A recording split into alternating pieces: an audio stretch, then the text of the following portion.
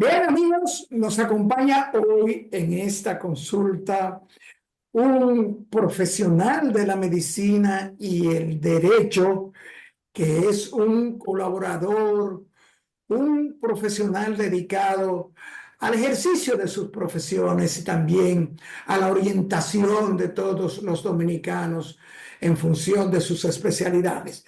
Nos repetimos al doctor Leonardo Andújar Saiter, quien es médico, abogado, magíster en derecho médico. Bienvenido una vez más a Consulta Participativa, doctor. Buenas tardes, gracias por la invitación reiterada al espacio. Me siento como si fuera en mi casa y tener la oportunidad de expresarme a tu público. Quiero que me permita, antes de entrar en materia, como decimos los abogados, externar mi pésame a todos los familiares de las víctimas del tan horror acontecer que tuvimos la semana pasada. Y creo que es el momento para las autoridades traten de establecer consecuencias entre la persona responsable de esto, tanto responsabilidad penal como civil. Incluso la misma fiscalía ya debe tomar carta en el asunto. Muchísimas gracias. Así es, doctor. Nosotros también en Consulta Participativa nos sentimos consternados, personalmente afectados porque hemos perdido amigos, profesionales de la salud, colaboradores. Y esta es una tragedia, doctor, que nos ha llamado, como usted señala, profundamente la atención en el orden sentimental, en el orden personal y también en el orden de los asuntos de la supervisión de las autoridades y de las cosas que se deben hacer para ir mejorando y evitando este tipo de situaciones. Así es, doctor, como usted dice y como usted señala. Doctor, usted es médico, abogado, magíster en derecho médico. ¿Qué es el derecho médico, doctor? El derecho médico es una rama del derecho que estudia, se encarga de la regulación de las actividades en el sector salud, o sea, de las normas. No es un derecho sancionador, sino regulador. Quiero tomar el momento para aclarar a otros profesionales de la medicina, porque cuando hablamos de derecho médico, no solamente hacemos referencia al derecho de los médicos per se, sino también a los profesionales de la salud como los odontólogos, los bioanalistas, las enfermeras, el personal de servicio de los centros asistenciales, los centros de salud. O sea, porque hay la impresión que cuando hablamos de derecho médico es para los derechos de los médicos. No, es para todos los profesionales de la medicina, obviamente partícipe los pacientes. Doctor, muy bien que usted señale, porque ciertamente, como se habla del derecho médico, se piensa directamente en el profesional del ejercicio médico per se.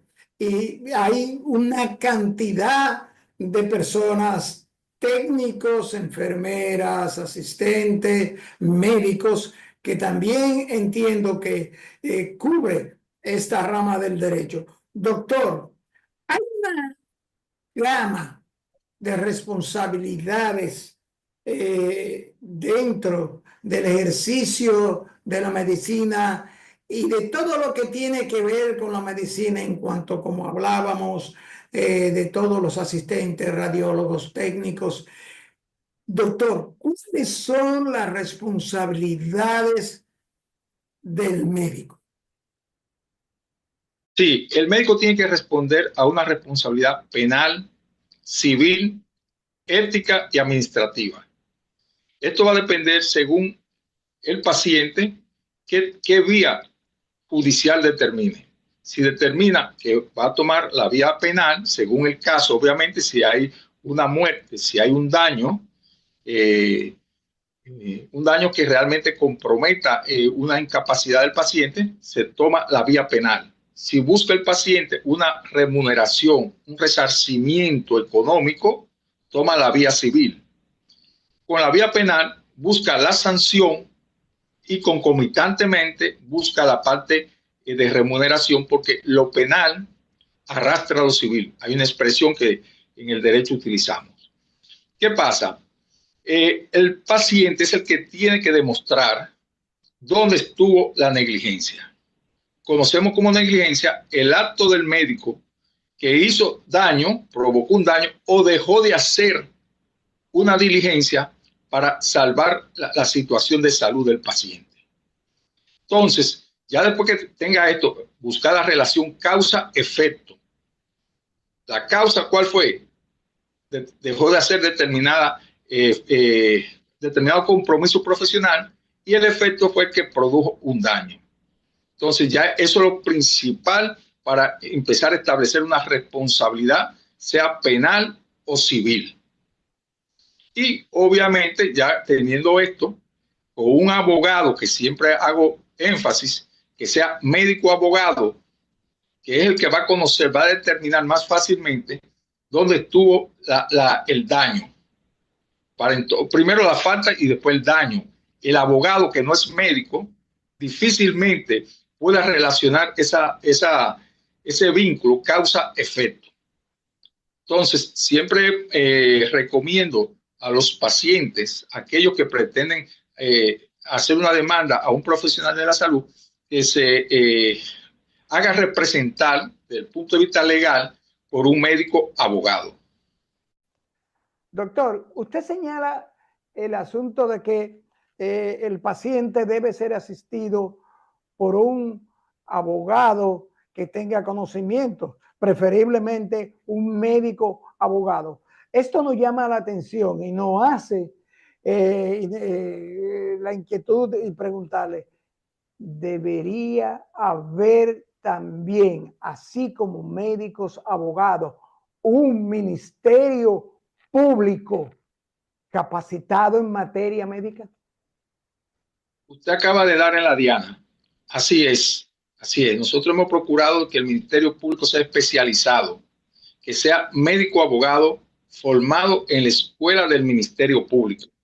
Porque ¿qué resulta? Cuando va un paciente, va la víctima al Ministerio Público, realmente no recibe el trato profesional desde el punto de vista de la atención médico legal que necesita. ¿Por qué? Porque el profesional del Ministerio Público, o sea, el fiscal, no tiene el conocimiento. Los fiscales conocen de asesinato, conocen de otro tipo de delitos, pero de la parte de derecho médico y medicina legal no conocen. Yo he hecho esa propuesta inclusive, y actualmente estoy haciendo una que es más ambiciosa, vamos a llamar así, más extensiva, y es tribunales penales especiales para conocer casos de negligencia médica. O sea, que los jueces sean médicos abogados formados en la escuela de la judicatura. ¿Qué sucede? Usted toma el pensum de la Escuela Nacional de la Judicatura y revisa, y no hay una asignatura en la formación de esos jueces que lo ligue tanto al derecho médico como a la medicina legal. Pero independientemente de eso, esto no se trata de una asignatura, porque para entender uno, imagínense, uno como médico, todos los años que le tomó a uno la formación, y la medicina ha ido en constante cambio, usted tiene que ser médico para conocer de base dónde buscar las informaciones del lugar. Usted me dirá, no, pero los jueces se auxilian de los peritos. Es cierto, se auxilian de los peritos. Pero ¿quiénes son los peritos? Los peritos son profesionales de la salud de esa especialidad. Por ejemplo, si es un ginecotetra, buscan peritos ginecotetra. Pero ¿qué pasa? Hay una expresión popular que dice, entre bomberos no se pisa la manguera. Entonces, posiblemente ese perito que lo da la condición del juez en el tribunal que designa, y él toma el calificativo de perito, posiblemente conozca a ese ginecotetra que está en los tribunales siendo demandado. Y puede darse la parcialidad de que él maneje el diagnóstico, como ha pasado muchas veces. Pero ¿qué pasa? El juez, ese informe pericial que suministra ese perito, no sabe interpretar, sabe leer, pero no sabe interpretar lo que dice ese perito. Que incluso el informe pericial no es palabra de Dios. O sea, el mismo juez puede descartar ese informe pericial. Pero, ¿qué pasa? Si el abogado, que no es médico y no conoce, tampoco conoce de esto, no sabe la validez de esto. En el caso mío, particular con respecto a mi ejercicio dentro del derecho médico y la medicina legal, yo he sabido impugnar decisiones del INASIF, pero yo lo he impugnado no por mi condición de abogado, sino por mi condición de médico. O sea, porque el abogado recibe ese informe pericial y no va a encontrar dónde están las debilidades. Pero incluso ese mismo informe, yo lo he impugnado 3 veces en el INASIF. O sea, fíjese la importancia del médico abogado en el ejercicio de la medicina legal.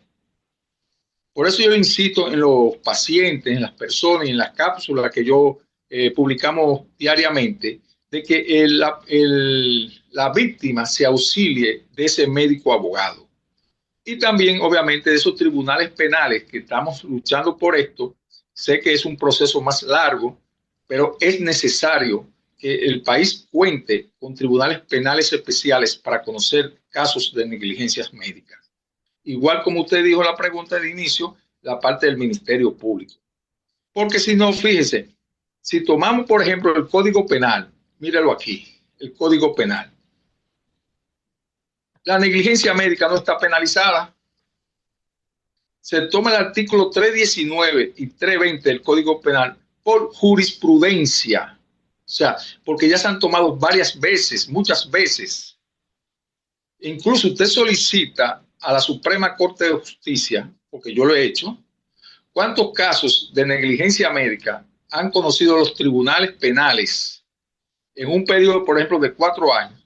¿Y qué le entrega la Suprema Corte de Justicia? Como yo tengo una certificación que me dicen que ellos no tienen registrado casos de negligencia médica. Porque el artículo 319 no es específico para la negligencia médica, o sea, para el médico. No, eso lo utilizan de manera amplia, lo que llaman el homicidio involuntario, que por torpeza, inobservancia, se comete un homicidio. Entonces el médico, el profesional de la salud, ya es parte de ese 319. E incluso los profesionales de la salud, cuando dicen que lo están juzgando como un homicida, como otro cualquiera, es por el término que dice el 319, homicidio involuntario. Entonces, ¿qué pasa? Es un delito, la negligencia médica es un delito, pero se considera un delito culposo. ¿Qué significa un delito culposo? Que el profesional de la salud no tuvo la intención de provocar el daño. Y eso está muy claro todo el mundo. Lo que hay que reglamentar, normatizar la parte de la responsabilidad, tanto civil y penal, porque todo esto, en la parte civil, cogen artículos del Código Civil que son empleados en otros daños y perjuicios, no necesariamente para la parte de negligencia médica. Entonces, aquí hace falta muchas cosas para iniciar verdaderamente un proceso de juzgamiento, juzgar a los profesionales de la salud con jueces idóneos. Se ha hablado, por ejemplo, y se ha hablado, ¿no?, que ya incluso en el Congreso reposa un proyecto de ley depositado por el Colegio Médico Dominicano para despenalizar la medicina. Yo he estado en comunicación y hemos quedado de juntarnos con la diputada que tiene en sus manos ese proyecto, y es un error, porque la medicina no está penalizada. Hablan de que despenalizar la medicina, pero que la medicina no está penalizada. Como le dije, usted coge el Código Penal y no aparece realmente nada que lo tipifique. Entonces, lo que hay que reglamentar. sea, hay mucho que lo que hay que hacer con respecto a la responsabilidad penal, civil, en el campo de la medicina. Pero doctor, si no están incluidos en el Código Penal los hechos, las acciones que pudiese o que comete un médico en el ejercicio profesional, si no están tipificados, específicamente señalados, basado en qué y cuáles son estas acciones que se consideran un delito en materia penal cometida por un médico. Tomando el 319, o sea, la torpeza, la inobservancia, la negligencia, la impericia. Esos son de ahí que se toma. Por ejemplo, soy cirujano, hice un procedimiento que no debí haber hecho, por eso a mí y produjo un daño al paciente, entonces por eso a mí me someten a los tribunales. Pero no está tipificado, no está descrito ninguna mala acción de los profesionales de la salud en el Código Penal. Entonces, yo siempre he insistido que debe haber reglas claras, pero nunca despenalizar la medicina. La medicina no se puede despenalizar porque el profesional de la salud tiene en sus manos dos bienes jurídicos de suma importancia, que es la vida y la salud. Claro, hay otros bienes jurídicos importantes, pero la vida y la salud, entonces usted no puede despenalizar por acciones que por torpeza, inobservancia, impericia, o sea, no tuvo el entrenamiento para manejar ese paciente, produjo daño, entonces pasar desapercibido. Ah, no, que se vaya por lo civil para una remuneración, un resarcimiento económico. Y aunque usted no lo crea y muchas personas entiendan que el que demanda en medicina es buscando dinero, mi experiencia al asistir a personas víctimas, pacientes, no es así. El paciente no está detrás de dinero. El paciente está detrás de una respuesta, una insatisfacción que tiene por el mal manejo que le dio determinado profesional de la salud. E incluso, como médico abogado, por eso yo le digo lo importante del médico abogado en estos procesos, he podido conciliar con el profesional de la salud y el paciente para evitar judicializar ese proceso. El abogado que no es médico no es muy dado a la parte de la conciliación, porque obviamente vamos a hablar del punto de vista económico, si él comienza a conciliar con todos los pacientes, entonces no va a tener casos judiciales y no conoce esa parte, pero en el caso de uno como médico abogado que uno sabe por cuestiones éticas que ese doctor no cometió esa negligencia que entiende ese paciente, difícilmente un médico abogado lleva a los tribunales, tanto penales como civiles, a un profesional de la salud si sabe que no cometió una negligencia. El abogado que no es médico, como no conoce de esto, lleva a todo el mundo. Entonces, el proceso de mediación y conciliación, que son los mecanismos alternos de solución de conflictos que están en boga hoy por hoy, el abogado no pone en práctica esto. Doctor, entonces pensamos, si suministrar medicamentos inadecuados, amputar un miembro sano, dejar instrumentos quirúrgicos dentro del cuerpo de los pacientes, proporcionar atención inadecuada, practicar abortos sin conocimientos, realizar cirugía innecesaria y denegar auxilios no están específicamente señalados como un paciente o un pariente o un afectado pudiera ganar una causa en una demanda penal a un médico. Lo que pasa, fíjese, no basta con haber un daño, una falta, un daño. Basta, hay que hacerle ver al juez realmente que ese médico actuó con torpeza, con inobservancia, con impericia.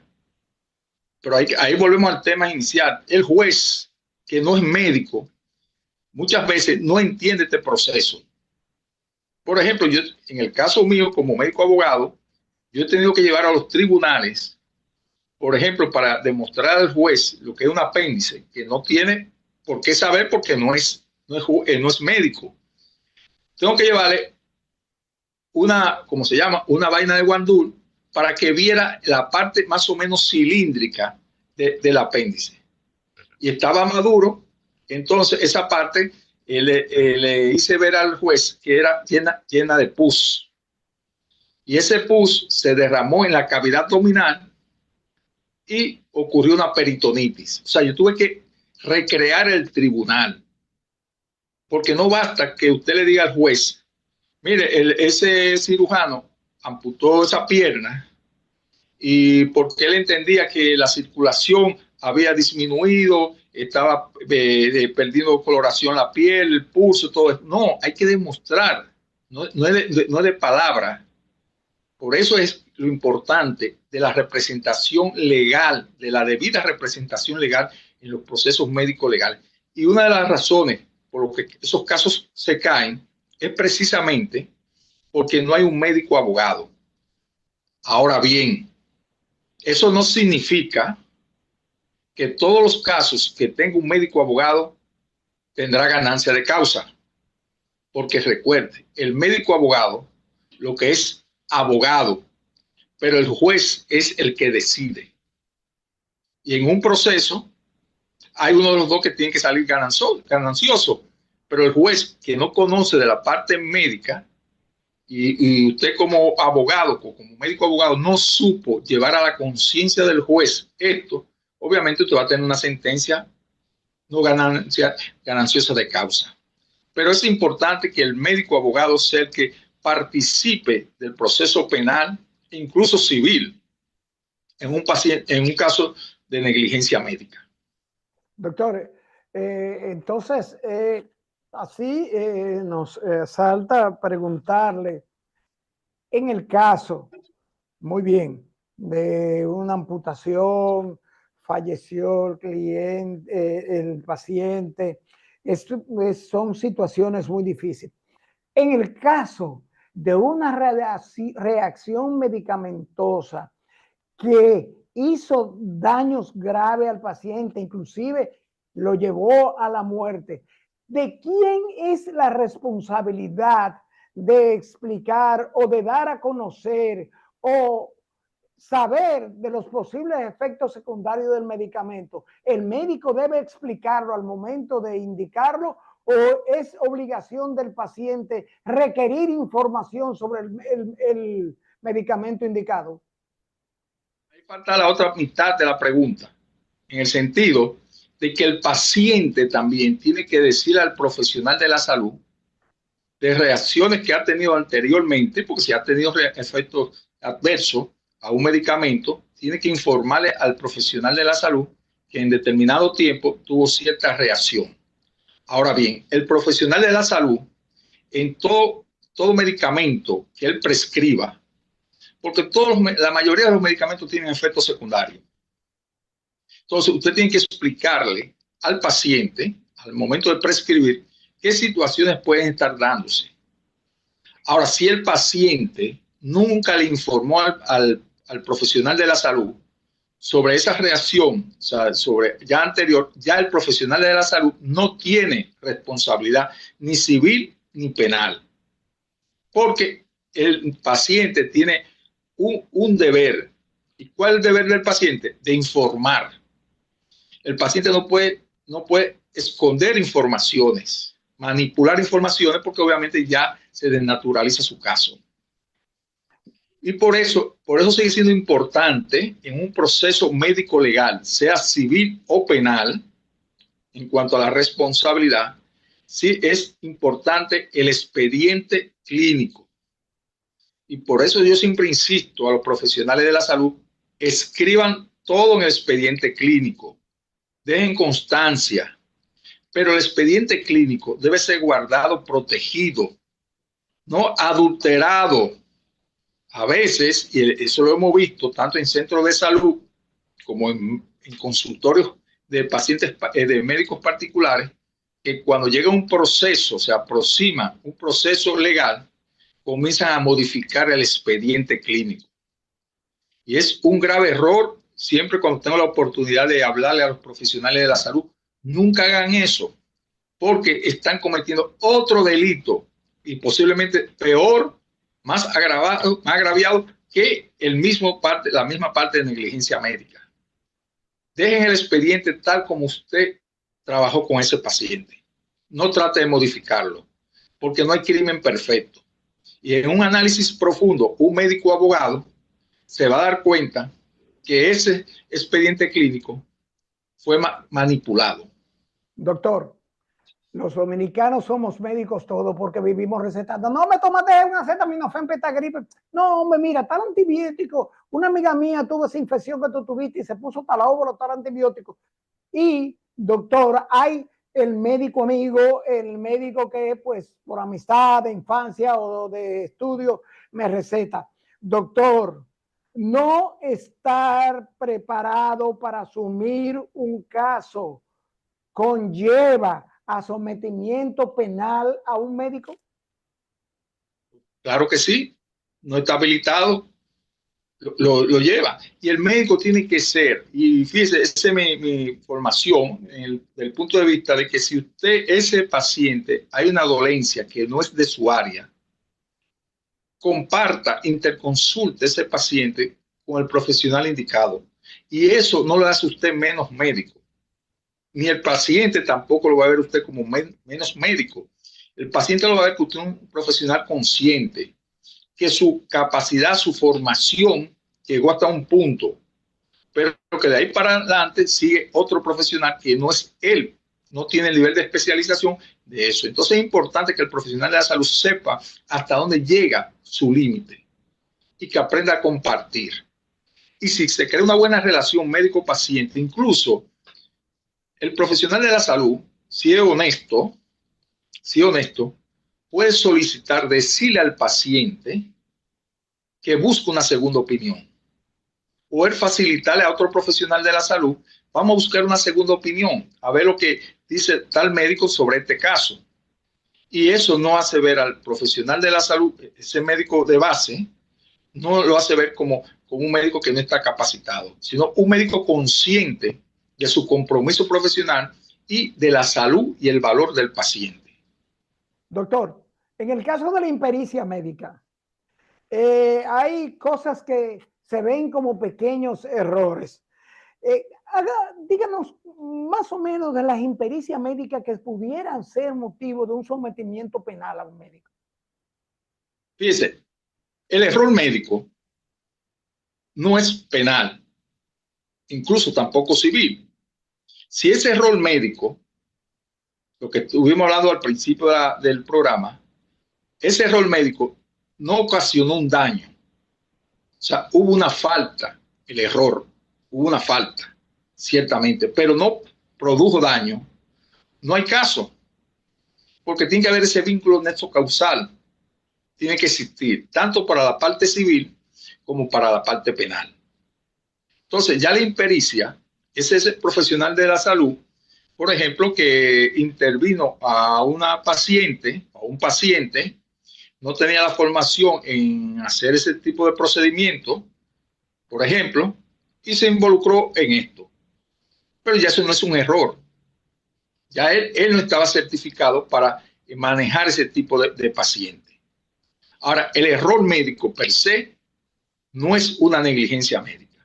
Por ejemplo, un error médico puede ser un paciente que llegó donde un profesional de la salud y ese profesional de la salud, por decirle algo, diagnosticó una crisis asmática. Y resulta que ese paciente no tenía una crisis asmática, lo que tenía era una neumonía.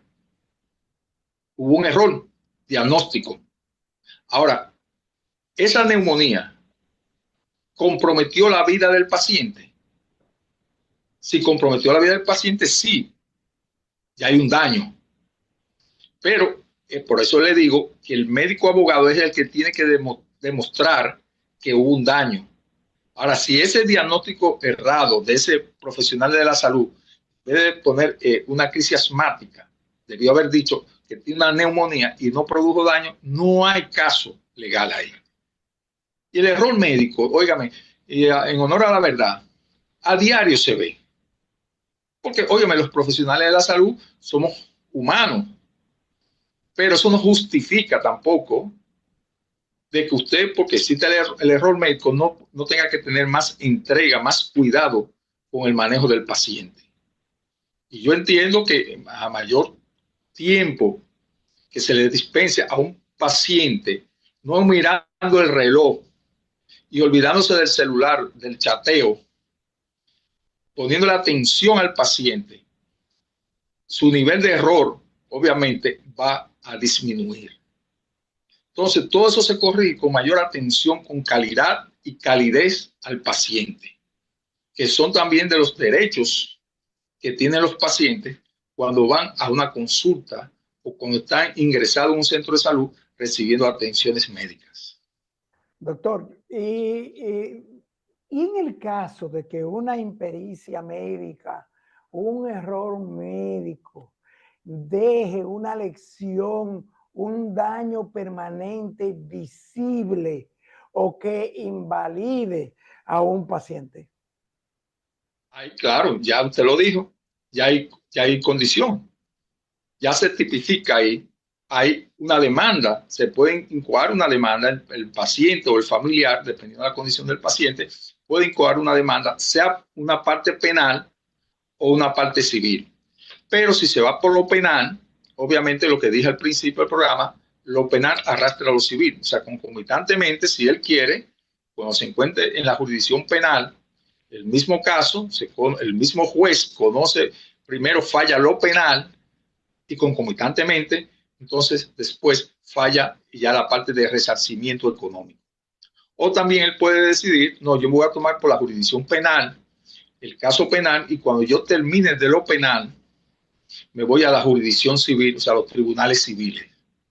Hay muchas personas que deciden esto porque los jueces de los tribunales civiles son como más dadivosos en cuanto al monto del resarcimiento económico a través de la sentencia.